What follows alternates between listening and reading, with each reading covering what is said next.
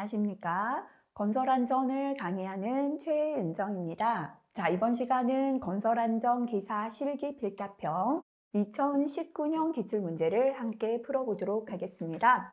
자, 1번 문제 제휴율 계산 문제가 되겠습니다. 상시 근로자 500명인 사업장에서 작년 한 해 동안 6건의 재해가 발생하여 휴업일수가 103일이 생겼습니다.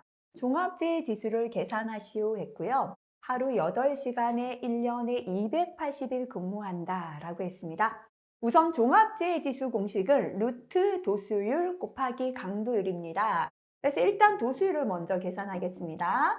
도수율의 공식은 총 근로시간 수분의 재해 건수 할 때 수다 그랬죠? 재해 건수 곱하기 10의 6승입니다. 자, 근로자 수가 500명이고요. 근무 조건이 하루 8시간에 1년 280일이 되겠습니다. 재해는 6건이죠. 곱하기 10의 6승 계산하시면 5.36이 나오겠습니다. 자, 그 다음에 두 번째 강도율 계산합니다. 역시나 총 근로 시간 수분의 재해의 강하기다라는 건 근로를 손실한 일수다라고 했고요. 길고 복잡하니까 동그라미는 3개 곱하자 했습니다. 역시나 500명 곱하기 8시간 곱하기 1년 281분에 자, 출근하지 않는 3가지 일수다, 그죠? 휴업, 요양, 입원 일수가 주어졌을 때는 곱하기 365분의 실제 근로 일수를 해줘야 근로 손실 일수가 됩니다. 자, 그래서 휴업 일수 103일 곱하기 365분의 현재 실제 근로 일수 280일 하시면 되겠죠. 곱하기 1000 이렇게 계산하시면 네, 0.07이 나옵니다. 자, 그러면 이제 종합재해 지수다, 그죠? 종합재해 지수는 루트 하시고요. 요거 곱하기 요거 하시면 되겠죠. 5.36 곱하기 0.07. 본인 계산기 처음부터 꼭 사용해 보시기 바랍니다. 예, 0.61이 답이 되겠습니다. 2번 넘어가겠습니다. 콘크리트 구조물 해체 공법 선정 시 고려해야 할 사항 4가지를 적으시오 했습니다. 자, 우리가 콘크리트 구조물을 다 사용하고요. 이제 건물이 낡으면 해체해야 됩니다. 이때 해체하는 공법에 여러 가지가 있겠죠. 어떤 공법을 선택할 것인가 선정할 때 고려할 사항이 되겠습니다. 암기하기 쉬운 것부터 기억할게요. 첫 번째, 소음, 진동, 분진 대책, 그죠? 자, 이게 건물을 해체하면 소음이 많고 진동이 생기고 분진이 많이 발생되죠. 이게 시가지라면 굉장히 문제가 되잖아요. 소음, 진동, 분진 대책이 되겠습니다. 그리고 두 번째, 건설을 이제 해체를 하면 건물에서 폐기물이 나오죠. 폐기물 처리 방안, 그죠? 어떤 폐기물, 뭐 철근 같은 건 재활용할 수 있겠지만 아닌 것들을 어떻게 처리하겠다라는 폐기물 처리 방안이 되고요. 세 번째, 자재 중에 성면이 포함되어 있는지 조사해야 되고요. 성면 처리 계획. 성면은 함부로 폐기해서 안 되죠. 그래서 성면 조사 및 성면 처리 계획 들어가면 되겠습니다. 자, 그 다음에는 요거 조금 길지만 해체하는데 공사 기간이 구체적으로 한 달 잡자.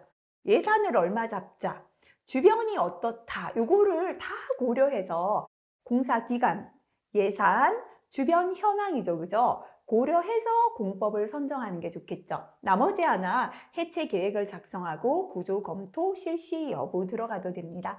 자, 그래서 어떻게 콘크리트 구조물을 해체할 것인가 공법을 선정할 때 고려할 사항은 첫 번째 소음, 진동, 분진 대책, 두 번째 폐기물 처리 방안, 세 번째 성면 조사 및 성면 처리 계획, 네 번째는 해체 공사 기간, 예산, 주변 현황을 고려해서 선정해야 된다. 그죠? 4가지 정도 기억하시면 되겠습니다. 자주 나오진 않아요. 별표를 하나 붙이거나 아니면 뭐 없애도 될 정도 문제가 되겠습니다.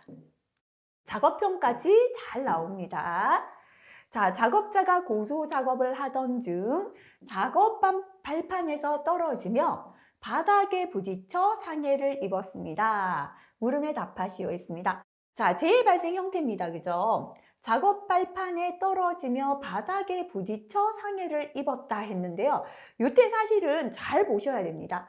떨어져서 상해를 입은 것인지 부딪혀서 상해를 입은 것인지 지금 문제는 정확하지가 않아요.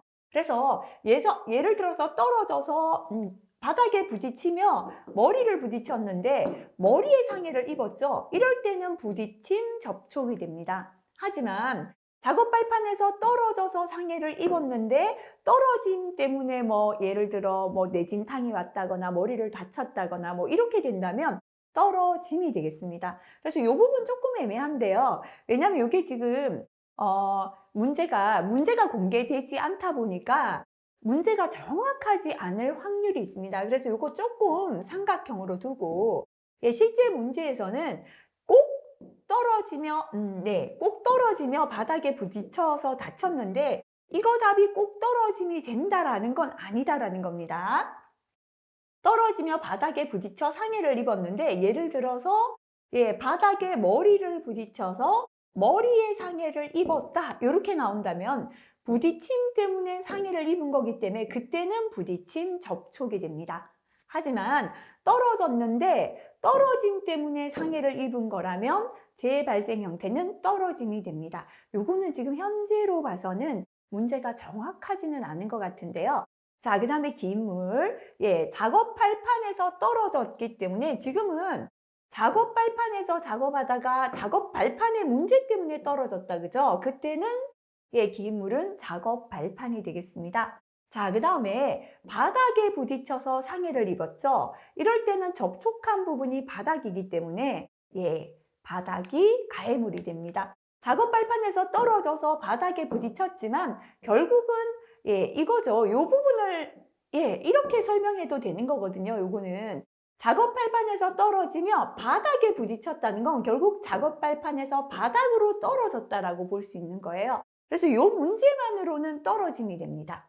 하지만 작업 발판에서 떨어지며 주변에 이렇게 기계가 있었는데 기계에 부딪혀서 상해를 입었다 한다면 부딪혀서 다친 거라면 그때는 부딪힘 접촉이 되겠습니다.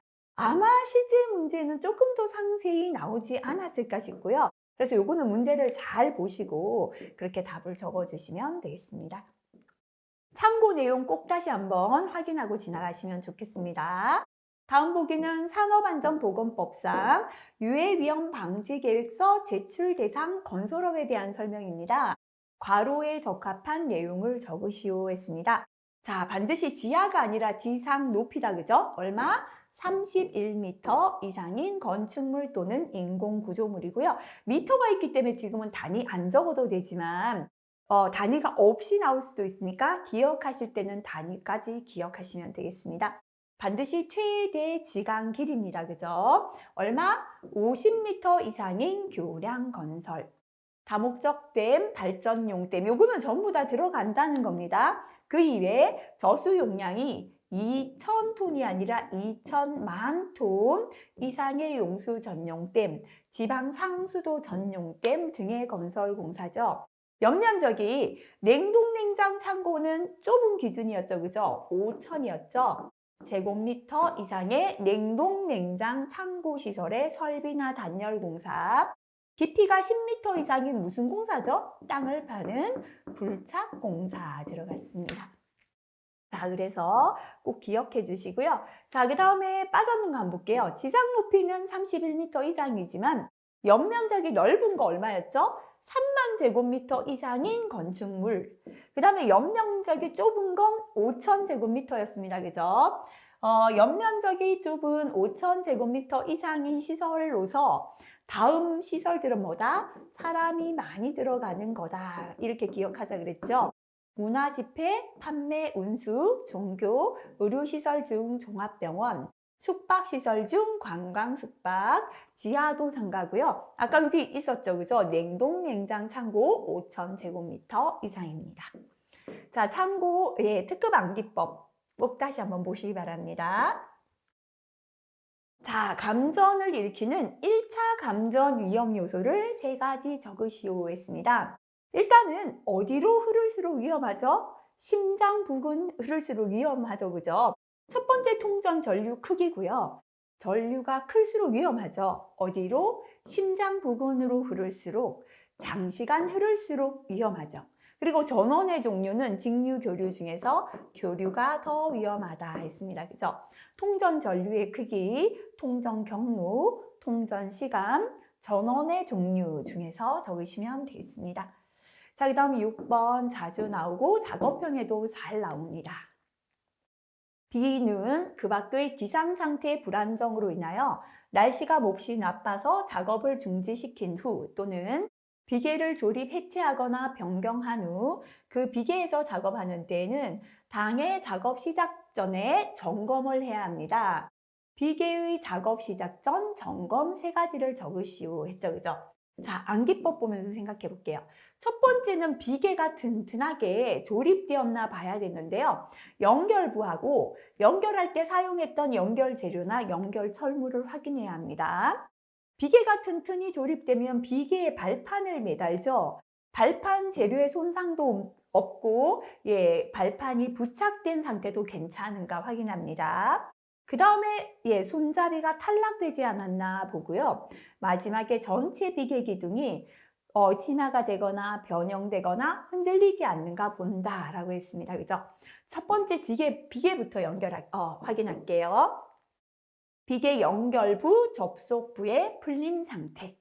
자, 이렇게 연결부나 접속부가 풀리지 않았다면 연결할 때 사용했는 재료나 철물이라고 했죠.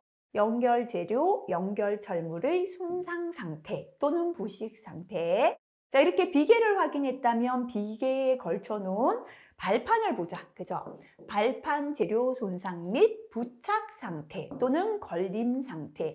발판 재료도 손상이 없고 부착도 똑바르게 되었습니다.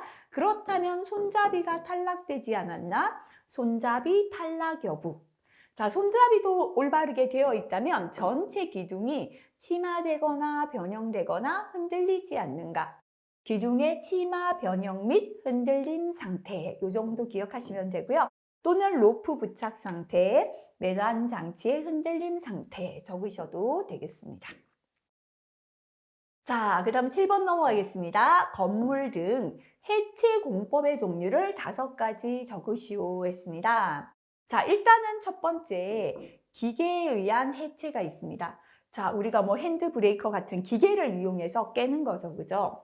두 번째는 전도, 넘어뜨리는 거죠. 그죠? 그 다음에 세 번째는 화약이나 화약, 가스, 폭발력에 의한 해체가 있고요. 자, 그 다음에는 이제 기억하기 쉬운 거 기억하시면 되겠습니다. 유압력에 의한 해체. 5번째는 제트력에 의한 해체 공법이 있습니다. 자, 이렇게 힘에 의한 거 합치셔도 되겠습니다. 기계에 의한 거, 유압에 의한 거, 제트력에 의한 거 묶으셔도 되고요. 전도, 넘어뜨리는 거고요. 화약이나 가스, 폭발력에 의한 해체 또는 정적 파쇄 제어에 의한 해체 넣어도 상관은 없습니다. 자, 그 다음 넘어가겠습니다. 요거는 별표를 굳이 안 붙여도 되는 문제, 그죠? 자주 출제가 되는 내용은 아닙니다. 8번 문제. 건설업체의 사고 사망 만인율을 계산하는 공식을 적으시오 했습니다. 자, 사고 사망 만인율은 상시 근로 자수분의 사고 사망 자수고요.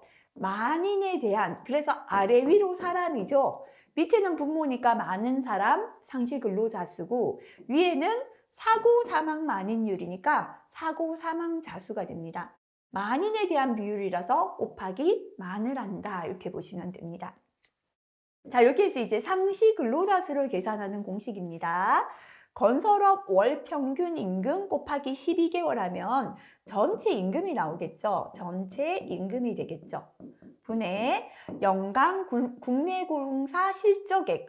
공사 금액이잖아요. 줄이면, 그죠? 우리 국내에서 있는 공사 금액 곱하기 노무 비율은 작업자에게 지급되는 비율 해주는 거예요. 그죠? 그래서 건설업 월 평균 임금 곱하기 12분의 연간 국내 공사 실적액 곱하기 노무 비율 해주면 상시 근로자 수가 되겠습니다. 공식 꼭 2가지 다 암기하시고요. 작업편에도 잘 출제됐는데 요거 별표 3개 붙이겠습니다. 강관비계 조립 간격을 나타내었습니다. 괄호에 적합한 내용을 적으시오. 강관비계라는 건 강제의 파이프를 사용한 비계죠. 이게 비계 파이프 하나 쓰면 단관비계가 됩니다. 틀로 짰는 게 틀비계죠, 그죠? 강관비계 중에 단관비계는요, 수직도 5, 수평도 5였습니다. 틀비계는 수직은 6, 수평은 8m마다 벽과 이음을 해주는 벽이음을 합니다, 그죠?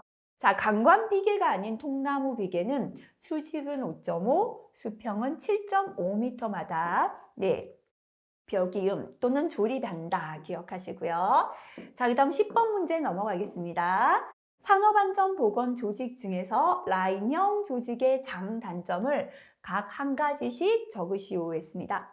라인형은 제일 위에 경영자, 사업주다, 그죠? 관리자, 감독자 있고 작업자가 있는데요.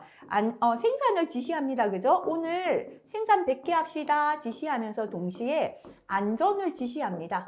안전도 동시에 지시해요. 한 줄로 명령이 내려오다 보니까 명령 지시가 신속 정확하다. 직접 명령하니까 명령이 신속하면서 지시가 정확하게 됩니다. 단점은 뭐죠? 오늘도 안전하게 일합시다 라는 말만 하지요. 구체적인 정보를 주는 스태프, 안전 전문가가 없습니다. 그죠? 단점은 안전 정보가 불충분하다. 그죠?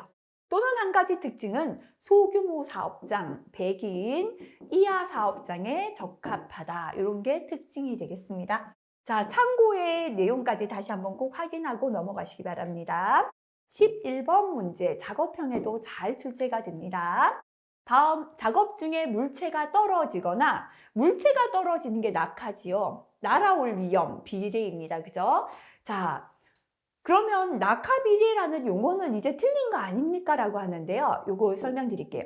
재해 발생 형태에 대해서만 규정만 바뀌었어요. 여기서 추락을 떨어짐, 그죠? 이렇게 한글로 바뀌었습니다. 그리고 산업안전보건법규에도요, 낙하비례라는 용어, 추락이라는 용어, 전도라는 용어 아직까지 사용됩니다. 그래서 모든 추락이란 용어를 떨어짐으로 다 바꿔야 되는 거 아닙니까? 그거는 아니다라는 거고요. 문제에서는 재발생 형태를 적으시오 할 때만 추락은 떨어짐, 그죠? 넘어짐, 붕괴는 무너짐, 이렇게 한글 적으신다는 거, 기억하시면 되고요. 자, 그래서 시험에는 낙하비례 위험 방지 조치, 이렇게도 나올 수 있습니다. 첫 번째는 낙하물 방지망, 수직 보호망, 방호 선반의 설치. 우리가 자 이렇게 20에서 30도로 기울어지게 낙하물 방지망 설치하잖아요. 그죠?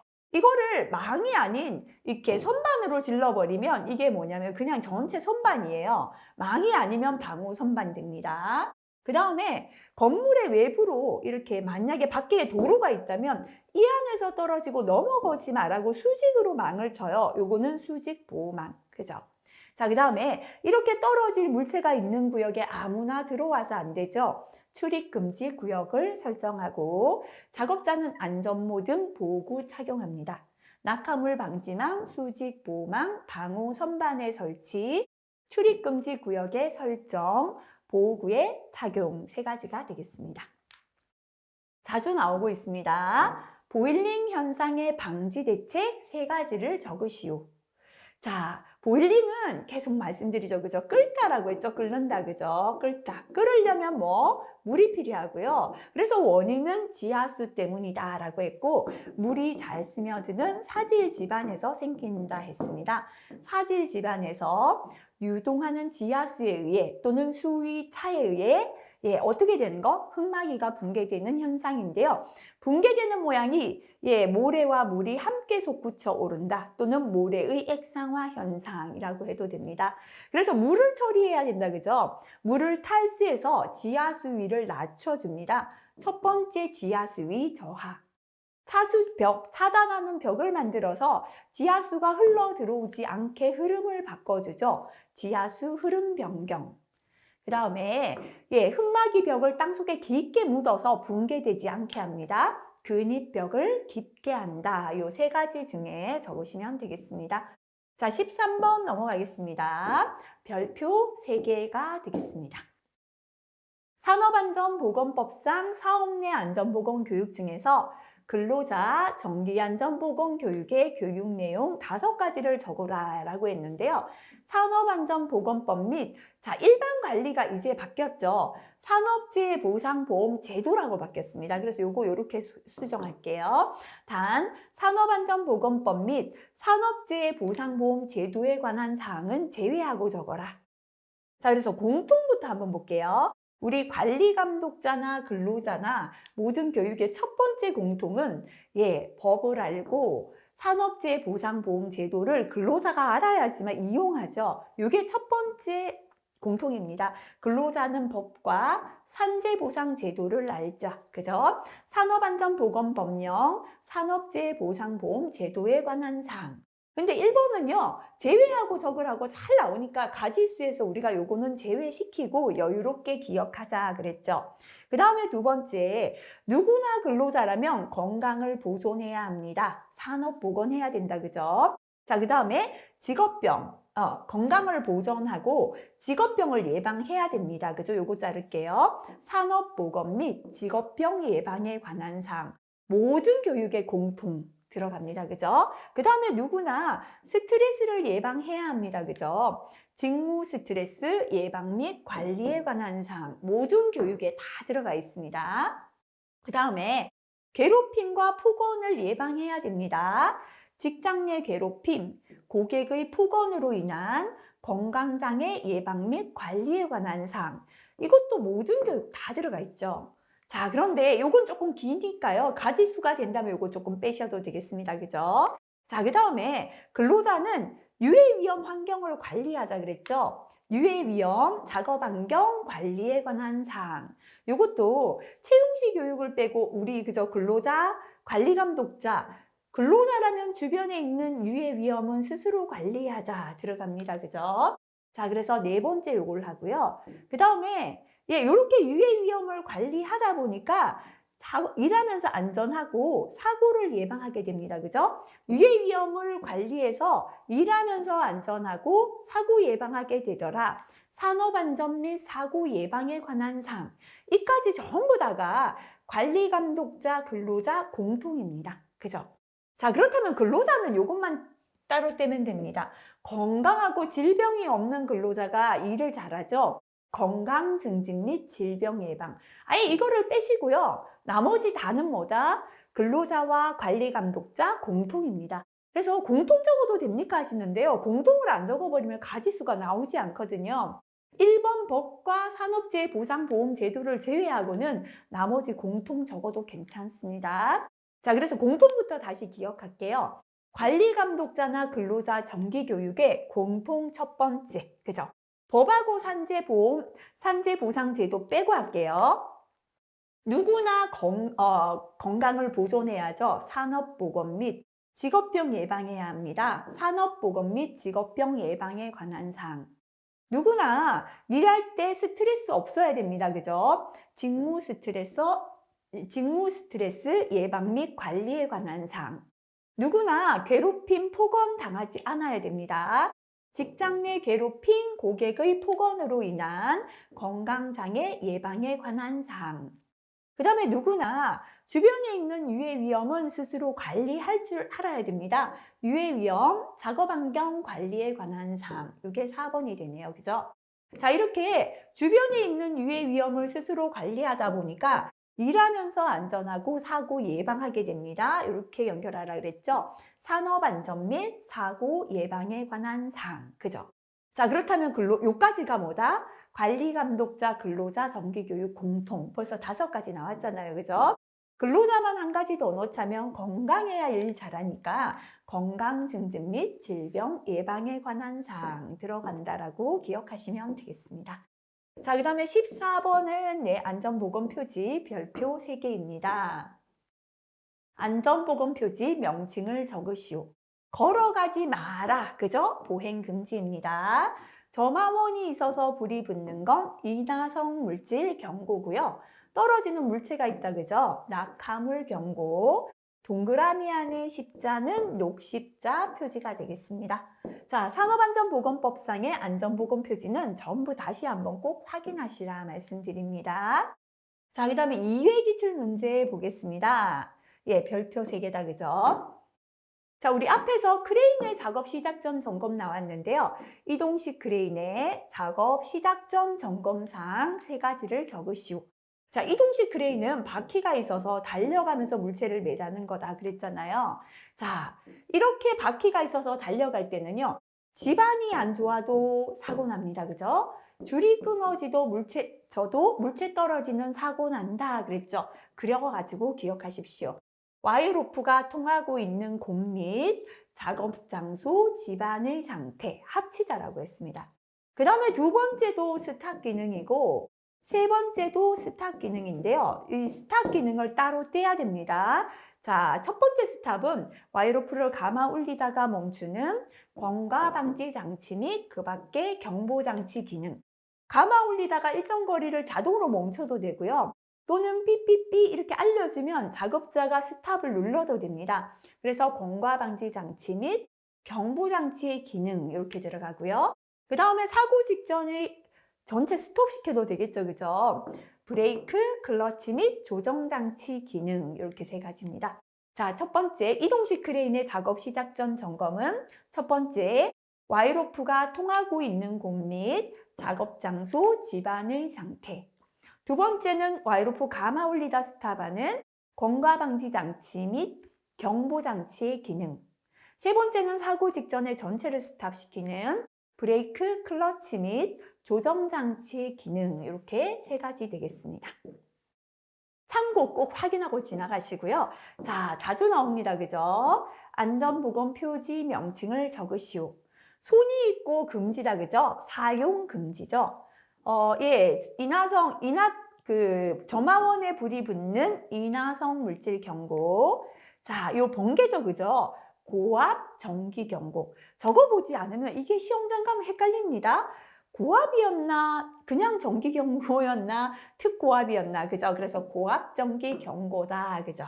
기억하시고요. 3번 자주 나오고 있습니다. 차량계 건설 기계를 사용하여 작업할 때 작성해야 하는 작업계획서 내용 3가지입니다.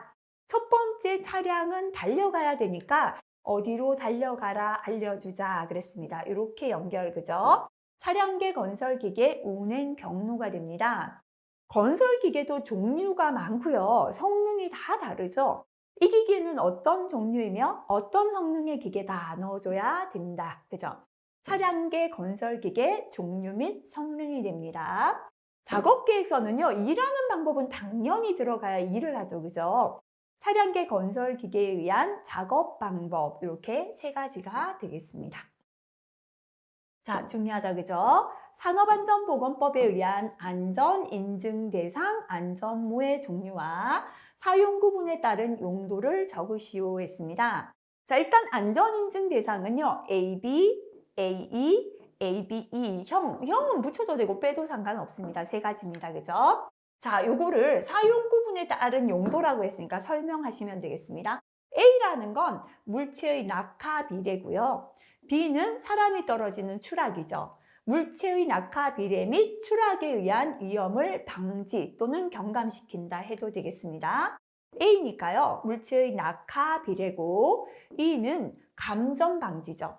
머리 부위 감전 위험을 방지한다 하시면 되겠습니다. A니까 물체의 낙하 비례, B는 추락, E는 머리 부위 감전을 방지한다 하시면 되겠습니다. 자, 여기서 참고로 E죠. 내 전압성은 7000V 이하 전압에 견디는 것을 말합니다. 자, 그러면 7000V가 초과되는 건 특고압인데요. 특고압 작업에는 안전모 사용 안 합니까? 그게 아니라 그랬죠. 그죠?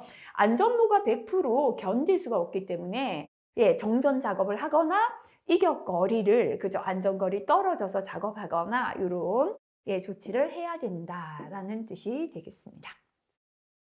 자, 5번 산업안전보건법에 의하여 명예 산업안전감독관을 해촉할 수 있는 경우 2가지. 필기에는 잘 안 나왔는데요. 이 명예산업안전 감독관 부분이 실기에는 또 잘 나옵니다. 그래서 별표를 1개에서 1개, 2개까지 붙이겠습니다. 자, 어떨 때 해촉할 수 있는가? 그죠? 첫 번째는 근로자 대표가 명예산업안전 감독관을 해촉할 수 있어요. 해촉해 주세요 요청할 수 있는데 자기 마음대로 자르면 안 되고 사업주가 계시잖아요. 사업장의 최고 사업주에게 의견을 물어보고 해촉을 요청하는 거예요. 그죠? 근로자 대표가 사업주의 의견을 들어 해촉을 요청한 경우 이렇게 줄이시면 되겠습니다. 그 다음에 두 번째는 해당 단체나 산하 조직이다. 그죠? 위촉된 명예산업안전 감독관이 해당 단체, 그 산하 조직으로부터 퇴직, 해임되었습니다. 이 단체에 소속되어 있었기 때문에 명예산업안전 감독관 위촉되었잖아요. 근데 거기서 퇴직했거나 그 기관에서 해임이 되었다면 당연히 자격 상실되겠죠. 그죠? 해당 단체나 산하 조직으로부터 퇴직하거나 해임된 경우가 되겠습니다. 자, 그 다음에 명예산업안전감독관이 업무와 관련하여 부정한 행위를 했을 때, 그죠? 업무에서 부정행위를 하게 되면 해촉할 수 있습니다. 그 다음에 네 번째는 질병이나 부상의 사유로 명예산업안전감독관의 업무 수행이 곤란하게 되었을 때, 이분이 지금 아파서 아무 일도 못해요. 그때는 해촉을 해야 다른 사람 위촉할 수 있겠다. 그죠? 자, 그래서 해촉할 수 있는 경우. 일단 암기 쉬운 거부터 할게요. 업무와 관련하여 부정한 행위를 했을 때. 두 번째, 일을 못할 때죠. 질병, 부상 등으로 업무 수행이 곤란하게 되었을 때. 세 번째는 퇴직이나 해임했을 때, 그죠? 해당 단체, 산하 조직으로부터 퇴직하거나 해임되었을 때. 네 번째는 근로자 대표가 사업주 의견을 들어 해촉을 요청했을 때 네 가지입니다. 이 중에서 2가지 적으시면 되겠습니다. 자, 굴착 작업, 표준 안전 작업 지침. 이 지침에 나와 있는 토사 붕괴 예방 조치를 적어라 했다. 그죠? 첫 번째, 우리가 흙이 잘 붕괴되는 건 경사면이다. 그죠? 적절한 경사면의 기울기를 계획. 그래서 우리가 기울기가 적절하지 않으면 붕괴가 잘 되기 때문에 연함 얼마, 붕함 얼마 이렇게 정하는 겁니다. 그죠? 자, 그래서 적절한 경사면의 기울기를 계획합니다. 두 번째, 붕괴될 것 같은 흙은 미리 제거해 버린다면 붕괴를 막을 수 있겠죠? 활동한 가능성이 있는 토석은 제거합니다. 그 다음에 세 번째, 붕괴라는 거는요, 하부 지반이 약하기 때문에 흙을 견디지 못하고 무너지는 거잖아요. 그래서 지반을 강화시켜 줍니다. 그죠? 말뚝을 타입하여 지반을 강화합니다. 이러면 한 3가지 되는데 5가지 적으시오 했다. 그죠? 네 번째, 물이 있으면 또 붕괴가 되잖아요. 그래서 요거부터 할게요. 지난번에 요거부터 먼저 외웠었나요? 경사면 하단부에 압성토 등 보강공법으로 대책을 강구해도 됩니다. 그죠? 경사면의 하단부를 압성토, 흙을 다지는 거죠. 보강공법으로 보강하고요. 물이 있으면 붕괴되니까 지하 수위를 낮춘다. 또는 경사면 기울기가 당초 계획과 차이가 발생되면 즉시 재검토하여 계획을 변경한다. 이건 너무 기니까 조금 제외하시는 게 낫겠다. 그죠? 나머지 중에서 적으시면 되겠습니다. 자, 7번은 별표 3개 내용입니다. 산업안전보건법상의 양중기 동률을 2가지 적으시오 했는데요. 요거는 출제될 때마다 세부사항을 포함하라 라고 잘 나옵니다. 다시 말하면 괄호 안의 내용까지 적어라 라는 게 되겠습니다. 자, 산업안전보건법의 양중기는요. 첫 번째 크레인인데 호이스트를 포함합니다. 이것까지 적어주셔야 되고요. 두 번째 이동식 크레인, 세 번째 리프트죠. 이삿짐 운반용 리프트는 짐을 싣는 거기 때문에 적재 하중이 0.1톤 이상인 것으로 한정합니다. 그 다음에 네 번째 곤도라, 5번째 승강기죠. 그죠? 자, 크레인, 호이스트 포함하고 두 번째 이동식 크레인, 세 번째 리프트, 이삿짐 운방용 리프트는 적재 하중이 0.1톤 이상인 것이고 네 번째 곤돌라, 5번째 승강기 중에 적으시면 되겠습니다. 자, 그 다음에 8번. 네, 이것도 별표 하나 정도인데요. 최근 들어 잘 나와서 별표 하나 더 붙여보겠습니다. 구축물, 이와 유사한 시설물은 안전 진단 등 안전성 평가를 하여 근로자에게 미칠 위험을 미리 제거해야 합니다. 구축물 또는 시설물의 안전성 평가를 실시해야 하는 경우를 3가지 적으시오 했는데요. 그 밖에 내용은 제외하라. 보통 그 밖의 내용은 전부 다 제외하라고 나옵니다. 첫 번째 한번 볼게요. 어떨 때 구축물이나 시설물을 안전성 평가해야 하는가? 그죠? 첫 번째, 구축물 또는 이와 유사한 시설물의 시설물 인근에서, 주변에서요, 굴착이나 항타 작업, 흙을 파거나 말뚝을 방타고 항타 작업 등으로 치마 균열이 발생하여 붕괴 위험이 예상될 때, 그죠? 자, 이렇게 시설물 인근에서 굴착, 항타 작업 등으로 건물이 붕괴할 위험이 있을 때는 안전성 평가를 해야 된다라는 겁니다. 그 다음에 두 번째, 구축물 또는 이와 유사한 시설물에 지진이 있었거나 동해, 부동치마, 건물이 여기에 뭐 얼었거나 또는 집안이 침하되었다, 그죠?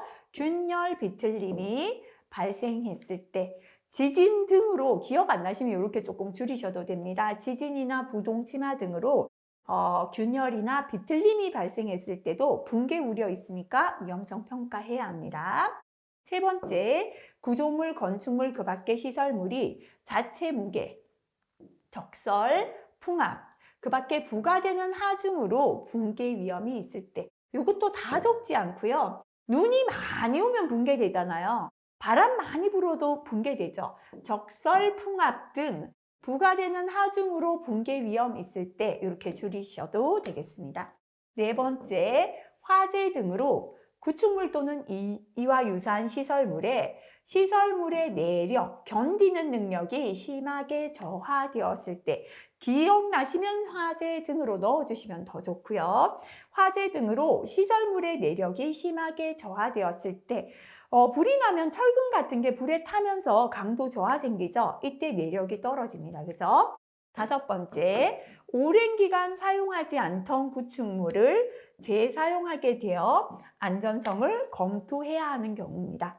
자, 시설물 인근에서 굴착, 항타 작업 등으로 붕괴 위험이 예상될 때, 지진 또는 뭐 동해나 부동치마 등으로 균열 비틀림이 발생했을 때, 적설이나 풍압 또는 부과되는 하중으로 붕괴 위험이 있을 때, 화재 등으로 시설물 내력이 심하게 저하되었을 때, 오랜 기간 사용하지 않던 구축물을 재사용하게 되었을 때, 이렇게 조금 줄여서 기억하셔도 되겠습니다.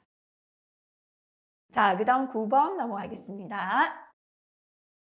건설공사에서 작성하는 유해위험 방지 계획서 제출 시에 첨부 서류 중에서 공사 개요 및 안전보건 관리 계획에 해당하는 항목을 적어라 했습니다. 자, 유해위험 방지 계획서 제출 시 첨부 서류를 적어라가 더 잘 나오는데요.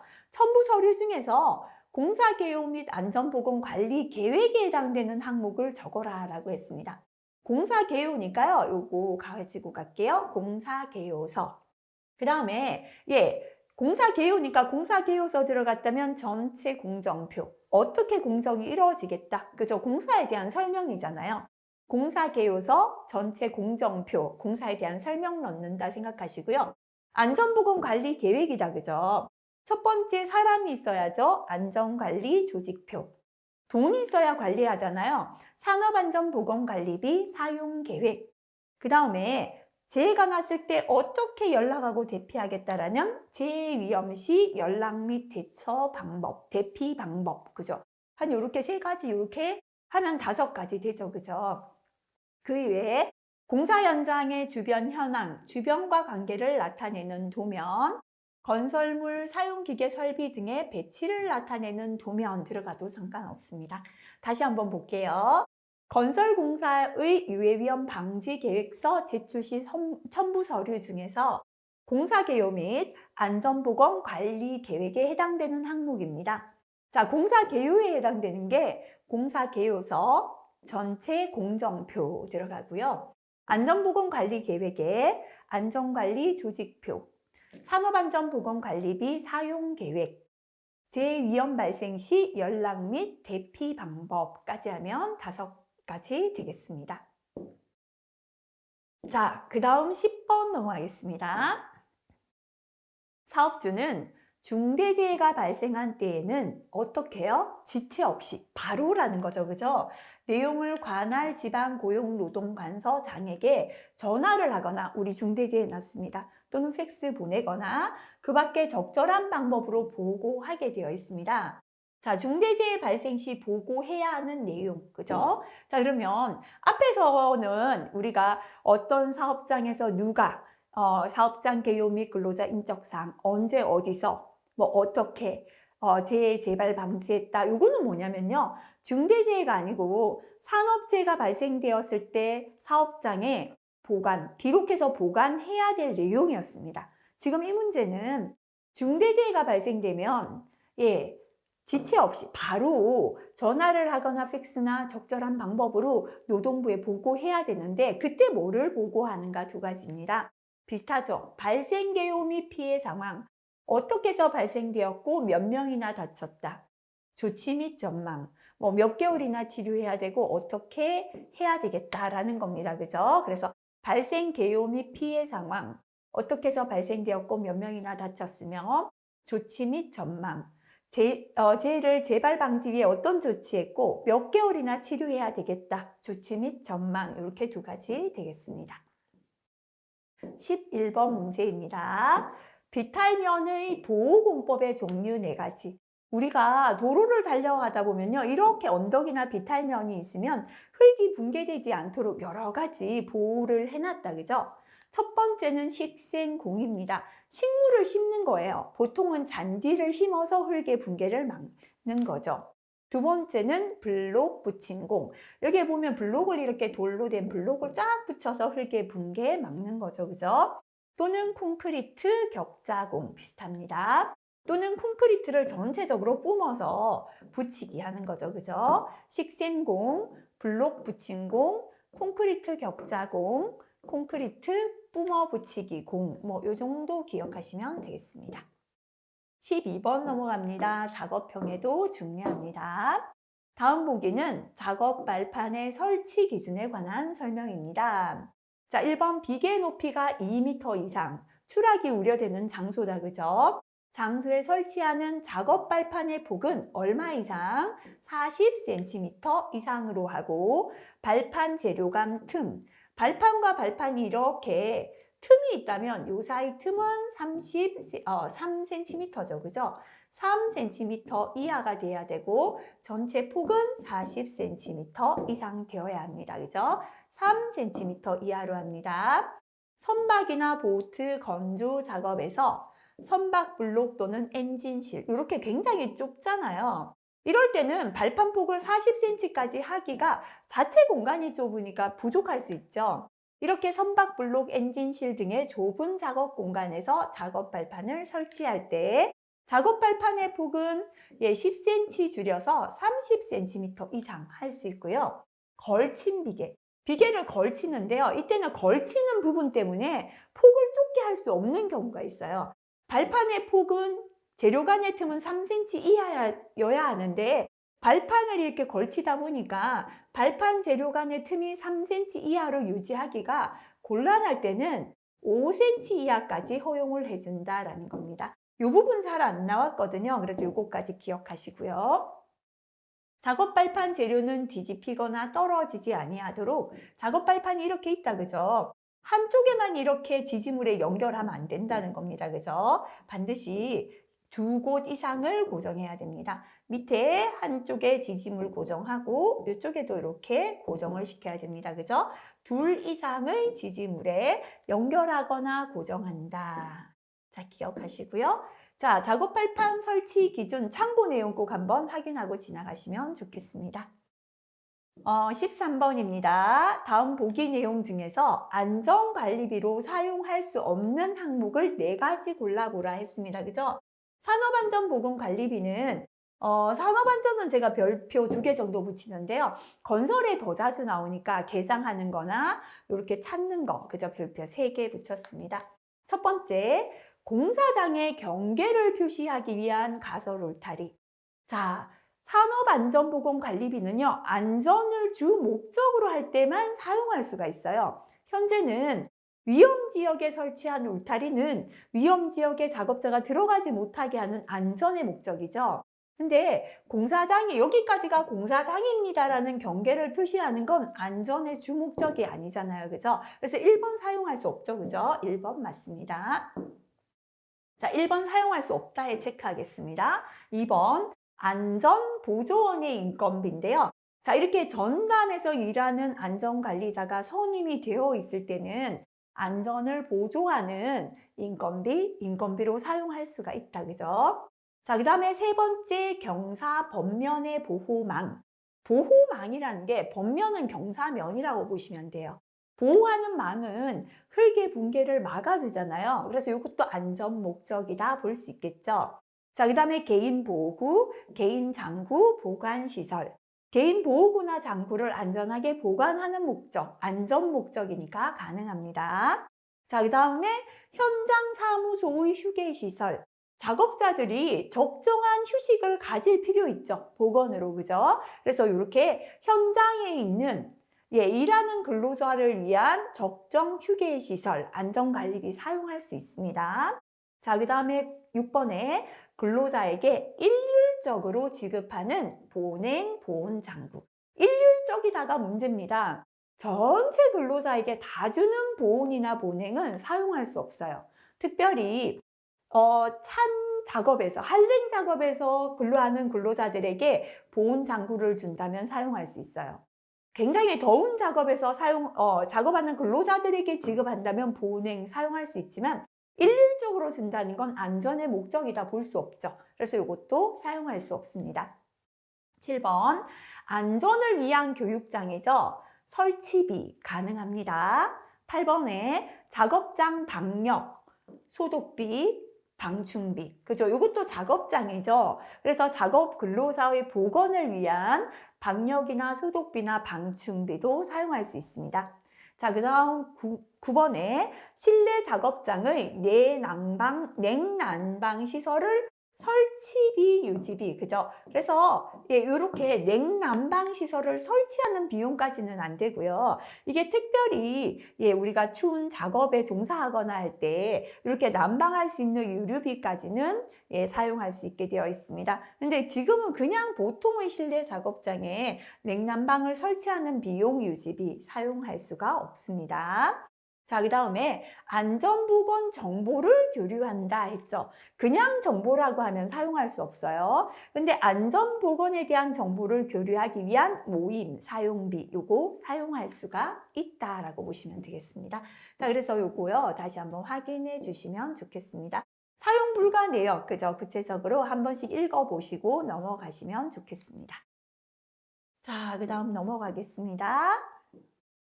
특히나 근로자 건강관리비 부분에서 어떤 부분을 사용할 수 있고 없는가 이 부분 한번 봐주시면 좋겠습니다. 자, 그 다음 넘어가겠습니다. 14번 넘어가겠습니다. 네, 양중기의 와이어 로프 등 달기구의 안전개수의 개념을 정의하라 라고 했습니다. 그죠?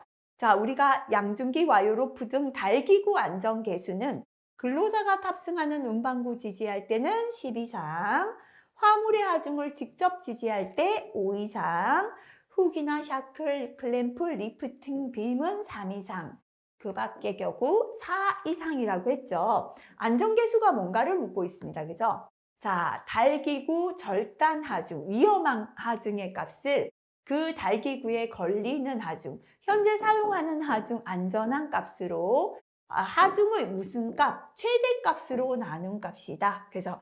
이렇게 정의하시오도 나올 수 있지만 문장에서 괄호를 비우고 적으시오라고 나올 수도 있습니다. 그래서 우리가 안전계수, 안전율은요. 밑에는 사용해서 안전한 값, 위에는 사용하면 위험한 값, 그죠? 위험한 값에 대해서 얼마만큼의 여유계수를 두는가였죠. 그래서 달기구 절단 하중의 값을 달기구에 걸리는 하중의 최대값으로 나눈 값이다. 이렇게 설명하면 되겠습니다.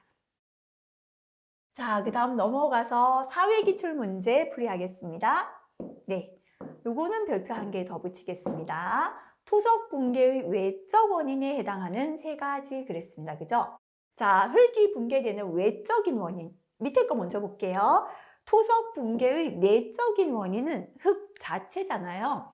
절토사면의 토질이나 암질, 흙을 깎았는 걸 말하고요. 성토사면, 흙을 쌓았을 때 토질 구성이나 분포, 토석의 강도 저하, 이렇게 흙 자체의 토질, 암질, 강도, 토질 구성, 분포, 요거는 내적인 원인이죠.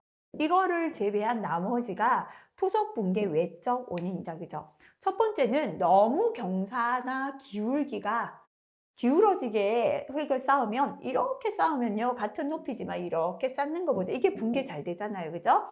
경사 및 기울기 증가가 되겠습니다. 그 다음에 두 번째, 너무 높이 쌓거나 깊이 깎아버리면 붕괴되겠죠. 절토, 성토 높이의 증가.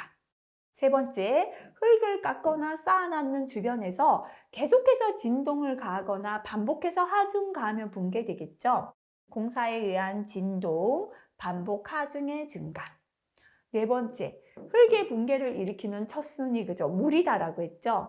지표수 또는 지하수 침투에 의한 토사 중량의 증가. 흙은 요만큼 그대로 쌓여 있는데요. 흙이 무거워졌다라는 건 흙과 흙 사이에 뭐가 들어가는 거잖아요. 물이 스며든 거다. 그죠? 지표수, 지하수 침투에 의한 토사 중량의 증가. 또는 요거 지진, 차량, 구조물의 하중작용, 토사 및 암석의 혼합층 두께 중에서 적으셔도 되겠습니다. 자, 다음 2번 문제 작업형에도 잘 출제가 됩니다. 다음 보기는 관관 비계 구조에 관한 내용인데요. 괄호 안에 적합한 내용을 적으시오 했습니다. 자, 이 부분은 일단 요거 보면서 우리가 한 번 더 기억하도록 할게요. 서술하시오보다는 지금처럼 괄호 비우고 적으시오 더 잘 나오니까 둘 다 숫자 관련된 것부터 먼저 암기하자라고 했습니다. 자, 비계 기둥 간격은 띠장 방향에서는 괄호 1.85m 이하, 장선 방향에서는 1.5m 이하로 한다 했습니다. 그죠? 자, 그럼 이걸 그림으로 그려볼게요. 우리가 비계 기둥을 세울 때는요, 가로 방향이다라고 하죠. 이게 바로 띠장 방향 됩니다. 이쪽으로는 1.85m마다 세우고요. 뒤쪽이 있죠. 이쪽 방향 장선 방향이 됩니다. 이쪽으로 더 촘촘하죠. 1.5m 이하로 세운다. 이렇게 보시면 되겠습니다. 다만 선박 및 보트 건조 작업의 경우 안전성에 대한 구조 검토를 실시하고 조립도를 작성하면 선박이나 보트 건조 작업은 띠장, 장선 각각 2.7m 이하로 할 수 있습니다. 근데 이건 아직까지 시험에는 잘 안 나왔지만 숫자는 기억하시기 바랍니다. 자, 이렇게만 세워놓으면은 이게 서 있을 수가 없죠. 그래서 옆으로 이렇게 띠장을 질러서 연결을 해줘야 됩니다. 그죠? 요 띠장 간격은 2m 이하로 합니다. 자, 그래서 띠장 간격은 얼마 이하? 2m 이하로 한다. 그래서 이거 기억하시고요. 자, 그 다음에 비계 기둥의 제일 윗부분으로부터 얼마? 31m 되는 지점의 밑에 있는 비계다. 그죠? 왜 밑부분에 비계 기둥인가 하면요. 지금 비계가 쫙 이렇게 올라갔는데요. 여기가 31m를 넘었습니다. 위에 비계는 비계만 있지만 그 중간에는 작업 발판을 설치해서 작업자들이 여기 서서 작업하잖아요. 비계와 비계 사이에. 그래서 위에 비계보다는 밑에가 튼튼해야 위에 올라가는 비계 하중에 작업 발판, 근로자 하중을 다 버티고 있을 수 있겠죠. 그래서 31m 되는 지점의 밑부분, 그죠? 예를 들어서 전체가 35m 올라갔어요. 근데 여기서부터가 31m 되는 지점이죠. 위에 게 아니라 밑에 있는 건 비계 한 개로 부족하니까 2본의 간관으로 이렇게 연결해서 묶어 세운다라는 겁니다.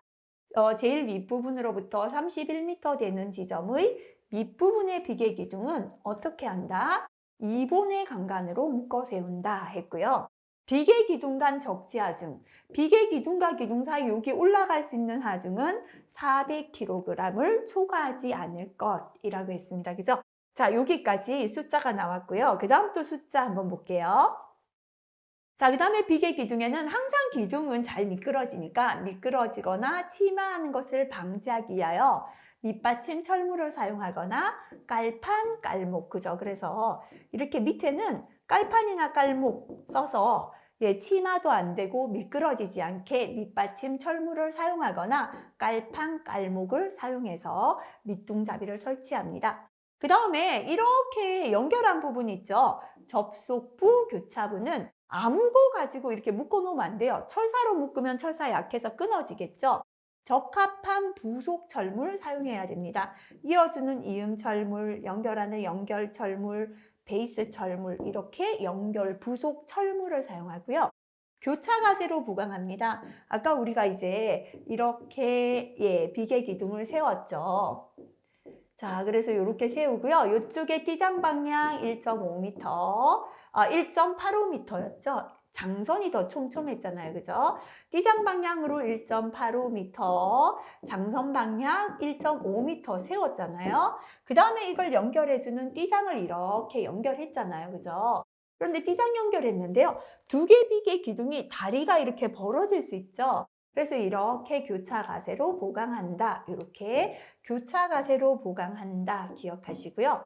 자, 그 다음에 벽이음 해주잖아요. 그죠? 수직은 이렇게 강간비계는요. 수직 5m, 수평 5m마다 벽 이음을 했습니다. 자, 그 다음에 여기서 인장제와 압축제로 구성될 때 인장제, 압축제 간격은 1m 이내로 합니다. 그 다음에 가공전로는 공중을 가로지르는 전선로를 말합니다. 전봇대 전선 이렇게 지나가죠. 이게 쇠 파이프다 보니까 근처에 가면요. 전기가 유도되어 금속을 타고 내려와서 작업자 감전이 일어날 수 있다. 그죠? 그래서 가공전로에 근접하여 비계를 설치할 때는 가공전로와 접촉 방지 조치를 한다. 이 정도 기억하시면 되겠습니다. 자, 그러면 앞으로 넘어가서요. 우리 숫자 한번 채워보도록, 괄호 한번 채워보도록 하겠습니다. 자, 비계 기둥 간격은 띠장이 옆방향이라 그랬잖아요. 그죠?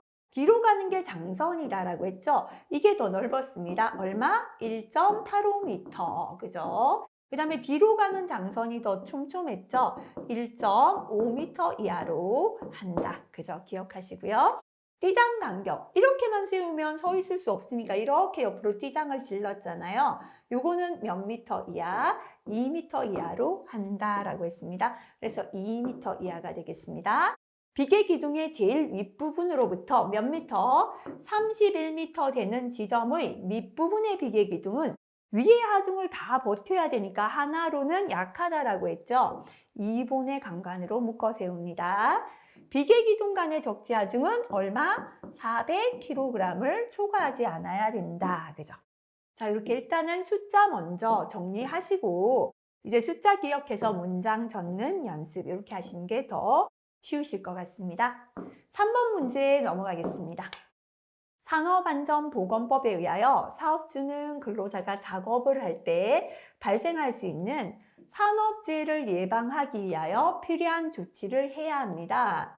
산업재해를 예방하기 위하여 필요한 조치를 해야 하는 작업 장소 세 곳을 적으시오. 정말 그죠? 우리가 자, 볼게요. 산업안전보건법에서 반드시 산업재해를 예방하기 위한 조치를 해야 되는 장소, 요거는 법에 추가된 지 그렇게 많지는 않은데요. 첫 번째는 근로자가 추락할 위험, 두 번째는 토사, 구축물 등이 붕괴할 우려, 그죠? 세 번째는 물체가 떨어지거나 날아올 위험, 줄이면 낙하비례거든요. 그래서 우리가 꼭 여러 가지 재해를 다 예방하기 위한 조치해야 되지만 산업재해를 예방하기 위해서 꼭 조치를 해야 되는 장소는 추락, 근로자가 추락했을 때 가장 큰 피해, 중대재해가 많이 발생되고요. 붕괴가 되면 여러 명이 다칠 수 있죠. 토사, 구축물, 붕괴, 그 다음에 낙하비례다 이렇게 보시면 돼요. 추락, 낙하비례, 붕괴입니다. 그죠? 근로자가 추락할 위험이 있는 장소, 토사, 구축물 등 붕괴할 우려가 있는 장소, 물체가 떨어지거나 날아올 위험이 있는 장소, 또는 전제지변으로 인한 위험이 발생할 우려가 있는 장소 정도 적으시면 되겠습니다. 4번 넘어가겠습니다. 구조 안전의 위험이 큰 철골 구조물은 건립증, 강풍에 의한 풍압 등 외압에 대한 내력이 설계에 고려되었는지 확인해야 합니다. 외압에 대한 내력이 설계에 고려되어 있는지 확인해야 할 대상이다. 그죠? 높이 올라간다면 바람이 불면 아무래도 휘청하겠죠. 그죠? 그래서 높이는 얼마였습니까? 20m 이상인 구조물. 자, 폭보다 높이가 높을 때, 그죠? 폭이 좁으면서 높을 때죠. 1대4 이상 되면 위험하다 그랬죠. 폭과 높이 비가 1대4 이상인 구조물. 그 다음에는요, 요게 암기하기 쉽다 그랬죠. 그죠? 기둥을 연결했는 기둥일 때, 기둥이 타이 플레이트형인 구조물, 그 다음에 공장 용접이 아니라 현장 용접했을 때, 이음부가 현장 용접인 구조물, 또는 단면 구조에 현저한 차이가 있는 구조물, 연면적당 철골량이 50kg 이하인 구조물 적으셔도 상관없겠습니다. 자, 5번 제율 문제가 되겠습니다. 별표 3개짜리죠. 자, 근로자 500명이 근무하던 사업장에서 12건의 재해가 발생해서 재해자 수가 15명, 600일의 근로 손실이 생겼습니다. 도수율, 강도율, 연천인율을 계산하라. 하루에 9시간, 1년에 270일을 근무하고 있다 했습니다. 그죠? 자, 앞에서 나왔습니다. 그죠? 도수율은 근로 총시간 수분의 재건수 곱하기 10의 6승입니다. 자, 500명 곱하기 하루에 9시간에 1년에 270일 근무하고요. 제 건수가 들어가야죠. 자수 아니다. 그죠? 제 건수 12건에 곱하기 10의 6승 하시면 9.88이 되겠습니다. 자, 강도율은 근로 총 시간 수분의 근로 손실일수 곱하기 1000이죠. 역시나 500명 곱하기 9시간 곱하기 271분의 600일의 근로 손실이 생겼죠. 곱하기 1000 계산하시면 0.49가 됩니다. 자, 그 다음에 연천인율은요. 도수율이 주어지지 않았잖아요. 근로자 수와 재해자 수가 주어졌죠. 가급적 도수율을 계산했는 값을 이용하지 마시고 문제에서 알려준 값을 가지고 계산할 수 있는 식을 이용하자 그랬죠. 그래서 연천인율은 연평균 근로자 수분의 연간 재해자 수 곱하기 1000이죠. 그죠? 평균 근로자 수는 500명이고 재해자 수는 15명입니다. 곱하기 1000 하면 30이 되겠습니다. 주의하실게요. 제율은 단위를 적지 않으셔야 된다라는 거 다시 기억하시고요. 자, 그 다음에 요거는 별표 하나 정도 붙이지만 작업형 때문에 제가 한 개 더 붙여보겠습니다. 필답형보다도 우리가 작업형에 또 나올 수 있거든요. 달비계 또는 높이 5m 이상의 비계를 조립, 해체, 변경 작업할 때 준수해야 되는 사항을 5가지 적으시오 했습니다. 달비계나 높이 5m 이상의 비계뿐만 아니라 자, 조립이나 해체나 변경 작업 이렇게 높이 올라가는 조립이나 해체, 변경이 나온다면 이런 것들이 공통이라 보시면 돼요. 자, 분계가 잘 되기 때문에 관리 감독자 지휘하에 작업합니다. 또는 작업 지휘자를 그저 지명하고 작업한다. 이렇게 잘 나옵니다. 관리 감독자 지휘하에 작업하고요. 두 번째, 붕괴가 될 우려가 있는데 아무나 들어가서 안 되죠. 조립, 해체, 변경 작업 구역 내에는 이건 좀 생략해도 되겠습니다.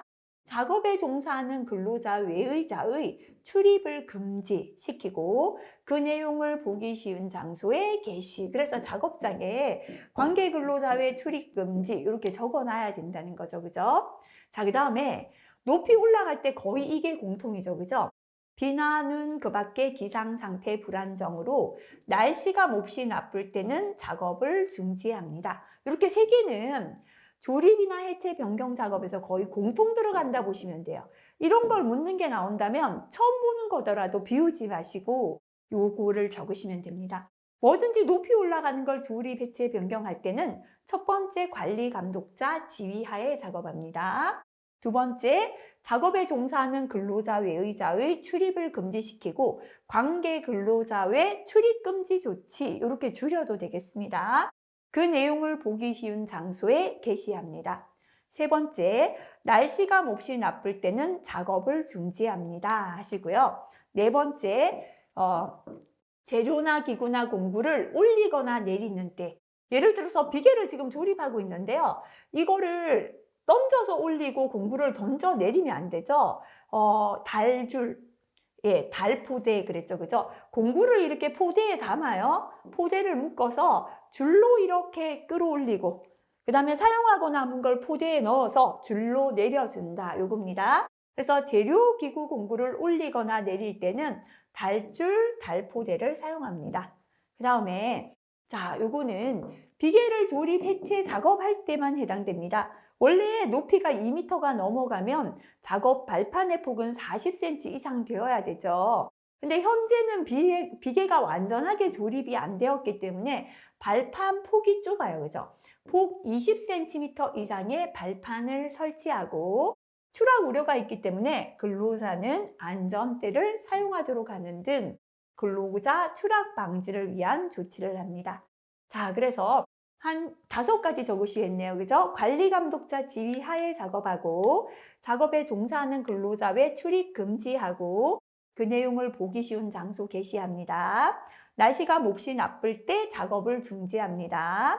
자, 그 다음에 재료나 기구나 공구를 올리거나 내릴 때 달줄, 달포대를 사용합니다. 그 다음 폭 20cm 이상의 작업 발판을 설치하고 근로자는 안전대를 사용합니다. 이렇게 하시면 되겠죠, 그죠? 자, 그러면 작업 발판의 폭을 한번 정리해 볼게요. 자, 높이가 2m를 넘을 때 발판 폭은 얼마? 40cm 이상이어야 합니다. 썸나이트 같은, 썸나이트 같은 가벼운 재료의 지붕 위 작업할 때, 지붕 위에서 작업할 때 발판폭 30cm 이상 돼야 됩니다. 자, 그 다음에 지금 나왔죠, 그죠? 비계를 조립, 해체합니다. 비계, 조립, 해체할 때, 그죠? 작업 발판 폭은 얼마 이상 돼야 합니까? 20cm 이상 되어야 됩니다. 이렇게 3가지, 그죠? 높이 2m 이상일 때 발판 폭은 40cm 이상, 썬라이트 같은 가벼운 지붕 위에서 작업할 때 발판 폭 30cm 이상, 비계를 조립 해체하는 작업할 때 발판 폭은 20cm 이상 되어야겠습니다. 자, 그 다음 넘어가겠습니다. 너무 많이 넘어갔나요? 7번 넘어가 볼게요. 사업장에서는 산업재해 예방 활동에 대한 참여와 지원을 촉진하기 위하여 명예산업안전감독관을 위촉할 수 있습니다. 명예산업안전감독관의 위촉 대상, 그죠? 별표 하나인데요. 하나를 더 붙여도 될 만큼 명예산업안전감독관 자주 출제된다 그랬죠. 첫 번째는 산업안전보건위원회 또는 노사협의체 설치 대상 사업의 근로자 중에서 근로자 대표가 사업주 의견을 들어 추천하는 사람입니다. 두 번째는 노동조합이나 지역 대표기구에 소속된 임직원 중에서 해당 연합단체인 노동조합 또는 그 지역 대표가 대표기구가 추천하는 사람입니다. 세 번째는 전국 규모의 사업주 단체 또는 그 산하 조직이 추천하는 사람 되고요. 네 번째는 산업재해 예방 관련 업무를 하는 단체 또는 그 산하 조직이 추천하는 사람. 일단은 동그라미 친 거부터 하자 그랬죠. 근로자 대표가 있으려면 산업안전보건위원회나 노사협의체 설치 대상이라 해야 되니까 산업안전보건위원회 노사협의체 설치 대상 사업에서는 근로자 대표가 사업주 의견을 들어 추천하는 사람이고, 두 번째는 노동조합 또는 그 지역 대표 기구가 추천하는 사람. 세 번째, 전국 규모의 사업주 단체 또는 그 산하 조직이 추천하는 사람. 네 번째, 산업재해 예방 관련 업무를 하는 단체 또는 그 산하 조직이 추천하는 사람이 되겠습니다. 8번 문제입니다. 근로자가 작업 또는 통행으로 인하여 전기, 기계, 기구 또는 전로 등의 충전 부분에 접촉하거나 접근함으로써 감전의 위험이 있는 충전 부분에 대하여 감전을 방지하기 위한 조치를 하여야 합니다. 전기, 기계, 기구 등 충전부 방호 조치라고 했는데요. 앞에서는 충전부에 직접 접촉함으로 인한 감전 방지 조치다 이렇게 나왔습니다. 근데 충전부에 직접 접촉함으로 인한 감전을 방지하기 위한 조치를 앞에 위에서 말로 설명했죠. 그죠? 충전 부분에 접촉하거나 접근함으로써 감전의 위험이 있는 충전 부분에 대한 방호 조치를 적으시오. 이렇게 풀이했습니다. 자, 요거 잘 나오니까 기억할게요. 첫 번째는 충전부에 접촉했기 때문에 감전이 되기 때문에 충전부를 덮어줘야 됩니다. 그죠? 충전부가 노출되지 않도록 폐쇄형 외암이 있는 구조로 합니다. 두 번째, 충분한 절연 효과가 있는 방호망 절연 덮개를 설치합니다. 또는 충분한 절연 효과가 있는 기억나시면 더 넣어주시면 되고요. 세 번째, 충전부는 내구성이 있는 절연물로 완전히 덮어 감쌉니다.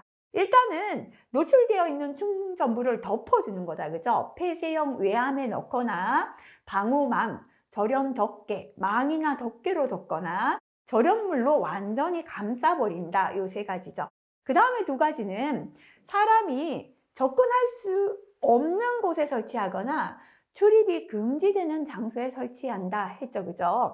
발전소, 변전소, 개폐소 등 구획되어 있는 장소로서 관계 근로자 아닌 사람의 출입이 금지되는 장소에 충전부 설치. 앞부분 생략하시고요.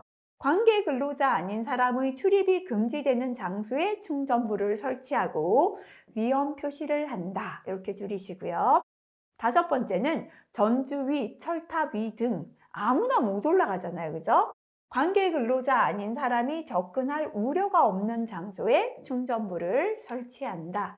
자, 짧은 거 세 가지 정도 기억하시는 게 더 좋을 것 같습니다. 9번 넘어가겠습니다. 사업장에서 무죄 운동을 시행할 때 무죄 운동의 3요소. 자, 필기에서는 무죄 운동 추진의 세 기둥이다 라고 나왔습니다. 그죠? 그래서 사업장에서 자체적으로 무죄 운동을 할 때 3요소나 세 기둥은 누군가? 그죠? 무죄 운동할 때 제일 중요한 건 사업주의 의지죠. 최고 경영자, 경영 자세가 되겠습니다.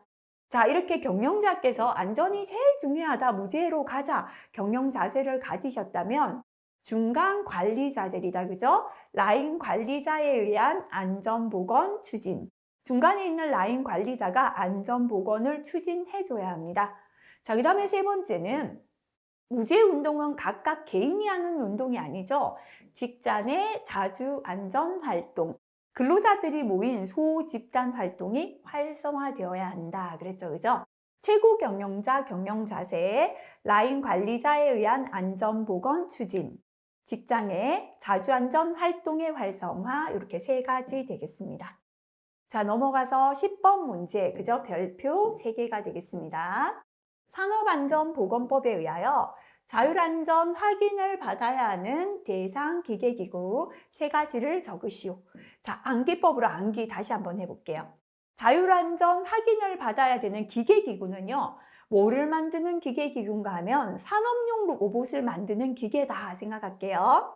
일단 산업용 로봇은 철판도 필요하고 목재도 필요하고 식품도 필요한데요. 요 세 개를 섞어서 만든다 이렇게 생각하세요. 일단 공작기계로 철판을 잘라요. 공작기계로 철판 잘라서 할 때 공작기계 들어갑니다. 그죠? 공작기계 중에 선반 드릴, 평삭, 형삭기, 밀링 들어갑니다. 철판을 잘랐다면 자른 면을 예쁘게 갈아줘야 됩니다. 다듬어요. 그죠? 연삭기, 연마기로 갈아줍니다. 자, 그래서 두 번째 연삭기, 연마기 들어가는데요. 휴대형은 제외합니다. 자, 이렇게 철판을 잘라서 연삭기, 연마기로 갈았다면 이제는 나무 자를게요. 고정형 목재 가공용 기계로 나무 자르고 할 때 고정형 목재 가공용 기계 들어갑니다. 둥근 톱, 대패, 루타기, 띠톱하고 못대기 기계만 해당됩니다. 자, 그 다음 또 식품도 들어갔는데요. 식품 가공용 기계로 식품을 파쇄, 분쇄하여 그랬죠. 그래서 식품 가공용 기계에 들어갔는데요. 파쇄, 절단, 혼합, 제명기, 날이 있는 것만 들어갑니다. 자, 그 다음에 파쇄기, 분쇄기 들어갑니다. 이렇게 철판하고 목재하고 식품을 혼합기로 혼합한 후 그랬죠. 그죠? 자, 그래서 혼합기 들어갑니다. 자, 그다음에 무거우니까 운반에 오는데요. 컨베이어로 운반해서 할 때 컨베이어 들어갑니다. 자, 만들기 쉽게 들어 올리겠습니다. 자동차 리프트에 올려놓고 할 때 자동차 정비용 리프트 들어갑니다. 뭐 만드는가 하면요. 인기 있는 산업용 로봇 만듭니다. 이는 인색이 들어가겠습니다. 그죠? 자, 그래서 공작기계로 철판 자르고 연삭기, 연마기로 갈아주고요. 고정용 목재 가공용 기계로 나무 자르고 식품 가공용 기계로 식품 파쇄 분쇄해서 혼합기로 혼합한 후에 컨베이어로 운반해서 자동차 리프트에 올려놓고 인기 있는 산업용 로봇 만들자 하시고요. 자, 지금처럼 세 가지 적으시오 할 때는 짧은 거 기억하면 되죠. 마지막에 산업용 로봇 빠뜨렸네요. 그죠? 근데 가장 어려운 건 뭐냐면 골라라는 문제 나와요. 쫙 주고 이 중에 해당되는 거 골라라 때문에 이렇게 암기법으로 전체 기억하시고요. 가급적 적으실 때는 괄호가 없는 거 위주로 적으시면 좋죠. 하지만 괄호 있는 내용도 적으실 때는 말고 고르실 때 대비해서 눈여겨서 한번 봐주시면 좋겠습니다. 자, 안전인증 대상도 참고 꼭 확인하고 넘어가실 바라겠습니다. 자주 나오는 내용입니다.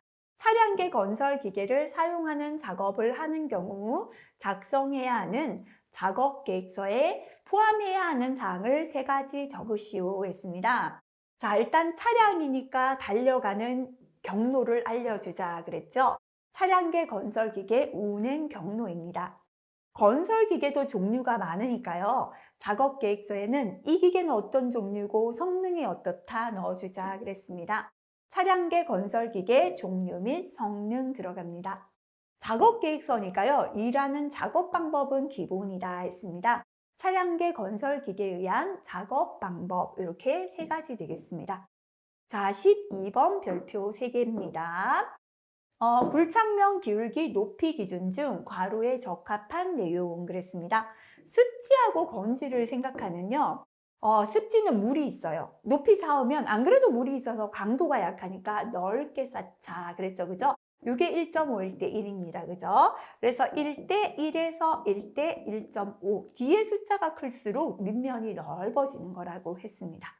건지는 물이 없는 건조하니까 조금 높이 쌓아도 되겠다 그랬죠. 그죠? 자, 이렇게 쌓아 올려도 됩니다. 1대 0.5에서 1대 1이었습니다. 자, 그 다음에 연암하고 바람에도 깨지는 풍화암, 연암. 둘 다 약하다, 그죠? 그래서 1대 1.0이었고요. 단단한 경암은 1대 0.5였습니다. 특히나 이 문제는요, 최근 들어 이거, 개정되었죠? 그래서 꼭 바뀐 내용 기억하시기 바라겠습니다. 자, 그 다음 13번 문제, 자주 나오고 있습니다. 히빙 현상의 발생 원인 세 가지를 적으시오 했습니다. 히빙 현상은요, 어떤 집안에서 그랬습니까? 연약한 점토 집안에서. 이유가 뭐였죠? 굴착한 부분은 흙이 작은데 옆에 주변에는 흙이 많잖아요. 그죠? 흙의 중량 차이, 토합의 차이로 인하여 결국은 흙막이가 붕괴되는 겁니다. 굴착 저면이 부풀어 오른다. 흙막이가 붕괴되면서 굴착한 부분에 흙이 다시 부풀어 오르는 거죠. 그죠? 자, 그래서 문제는 토합차죠. 1번 토합의 차인데요. 텃파기 저면과 털을 팠는 부분과 배면 지방, 주변 지방과의 토합의 차 때문이고요. 두 번째는 지방 자체가 약하기 때문이죠. 그죠? 연약 지방, 연약한 점토기 때문이고요. 또는 하부 지방의 강성 부족, 그죠? 흙을 쌓은 하부가 약하기 때문입니다. 그 다음에 세 번째는 지표면의 과제하. 흙을 파고 여기 너무 높이 쌓으니까 이쪽과 이쪽의 토합의 차가 생기는 거다. 그죠? 네 번째는 흙막이 밑둥넣기 부족. 흙막이 벼체를 땅속에 깊게 묻지 않은 것이다. 그죠? 그래서 히빙의 원인은 첫 번째는 텃파기 저면과 배면 집안의 토합의 차고요. 두 번째는 연약한 집안이기 때문이고, 세 번째 지표면의 과제하, 흙을 너무 많이 쌓았고, 네 번째는 흙막이 밑둥넣기 부족. 이렇게 네 가지 중에서 적으시면 되겠습니다. 자, 그 다음 넘어가서 14번 문제입니다. 다음 보기는 집안의 전단 파괴 현상을 설명하고 있습니다. 올바른 설명을 모두 골라 번호를 적으시오 했는데요. 자주 출제가 안 됩니다. 그래서 요거는 안전 쪽하고는 조금 벗어났기 때문에 제가 별표는 붙이지 않고요. 그냥 한번 문제 살펴보도록 하겠습니다. 자, 1번에 전단 파괴가 있습니다. 전단이라는 건 이제 흙이 넘어지는 건데요. 전반이니까 전체적으로 흙이 넘어지는 겁니다. 흙 전체 모두가 전단 파괴되는 현상을 말합니다. 그 다음에 그래서 1번 맞는 설명이죠. 그죠? 국부 전단 파괴가 있습니다.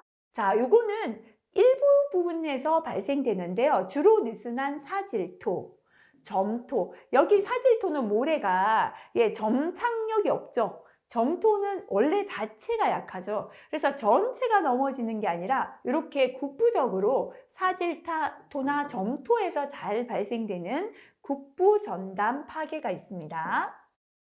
자, 그 다음에 3번에 펀칭 전단 파괴가 있는데요. 기초 폭에 비하여 근육 깊이가 적을 경우에 발생한다라고 했는데 펀칭 전단 파괴는 대단히 느슨한 모래에 대한 파괴 형태를 보이는 경우로 그 전반이죠. 그죠? 전반 전단 파괴나 국부 전단 파괴와 달리 기초 아래에 있는 흙이 가라앉기만 하고 부풀어 오르는 현상은 나타나지 않아요. 우리가 펀칭이라는 게 구멍을 뚫는 거 펀칭이라고 하잖아요. 그래서 흙이 부풀어져서 올라오는 경우가 아니라 그냥 흙이 구멍이 생긴 것처럼 가라앉는 현상을 뜻합니다. 그래서 기초 폭에 비하여 근육 깊이가 적을 때 발생한다. 요거는 틀린 설명 되겠습니다. 자, 그 다음에 전반 전단 파괴는 주로 굳은 사질토, 점토에서 발생합니다. 굳어있는 사질토나 점토는 전체가 무너지는 전반 전단 파괴가 생긴다 보시면 되겠습니다. 그래서 여기서 올바른 설명은 바로 1번, 2번, 4번 설명이 맞는 설명 되겠습니다. 자, 그래서 밑에 있는 참고 내용 한번 봐주시면 되고요. 자, 참고로 봐주시는 정도로만 하시면 되겠습니다. 여기까지 2019년 기출문제 풀이해봤습니다. 역시나 중요한 내용들은 계속해서 중복되죠. 그죠? 그래서 이번 시간도 역시나 중복되는 내용, 새로 나온 내용 다시 한번 핵심 단어 꼭 암기하고 넘어간다 하시고 정리해 주시면 좋겠습니다. 감사합니다. 수고하셨습니다.